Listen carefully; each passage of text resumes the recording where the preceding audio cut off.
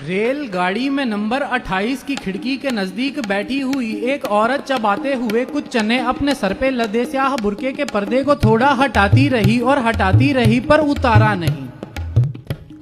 भले ही सहूलत नहीं लग रही हो, भले ही कोई आरज़ू जग रही हो, भले कह रहा हो कोई उसके अंदर की सख्ती हो, ऐसी गवारा नहीं, पर्दा तो तब भी उतारा नहीं। कहीं शाम को जब ये गाड़ी रुकी तो कचौड़ी का दूना लिए खा रही थी। कड़ी से लवालब भरी थी कटोरी, शराफत तो थी पर थी अव्वल चटोरी। सो जब ये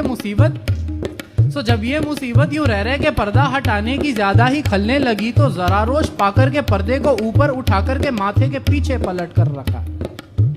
सामने से मियाँ जी ने आंखें निकाली और पर्दा गिरा। नादा पे मजहब का गर्दा गिरा। बाद फिर से वही एक चम्मच बढ़ाना, धीरे से पर्दा उठाना और खाना, और धीरे से पर्दा उठाना और खाना, और धीरे से पर्दा उठाना और खाना।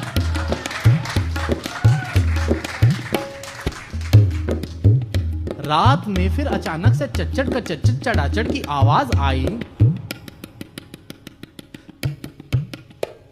तो रुक करके देखा। मेरी व्यस्तता ने भी झुक करके देखा। पैरों की गलती का एक साज थी वो, बोतल के दबने की आवाज थी वो। न मंजर नया था, न ढबिये नया था, किसी के गुजरने का अंदाज थी वो। खराटे लगाते हुए आदमी की आवाज ऊपर तलक आ रही थी।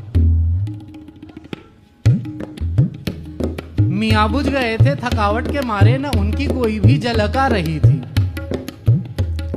स्टेशन कोई था, बड़ा स्टॉप था, जिसपे उतरने का भी स्कोप था। सो मैं भी उतर के हुआ लापता, थड़ी पे था गर्मा गर्म कोफ्ता। दिल ने कहा चल उठा, अक्ल ने झट से कहा ओए आंखें हटा। आंखें हटाई तो क्या देखता हूँ, उसी नाज़नी को खड़ा देखता हूँ। टहलते हुए मस्त ठंडी हवा में, जहर कट रहा था फिजा की दवा में। तन पर कोई बोझ लटका नहीं था, मन था कहीं आए थे इस दवा में। कहीं इस समय हाल मुर्दा नहीं था, जहन में तसव्वुर फर्दा नहीं था। सहूलत रिवाजों से भारी बहुत है, अभी चेहरे पे कोई पर्दा नहीं था।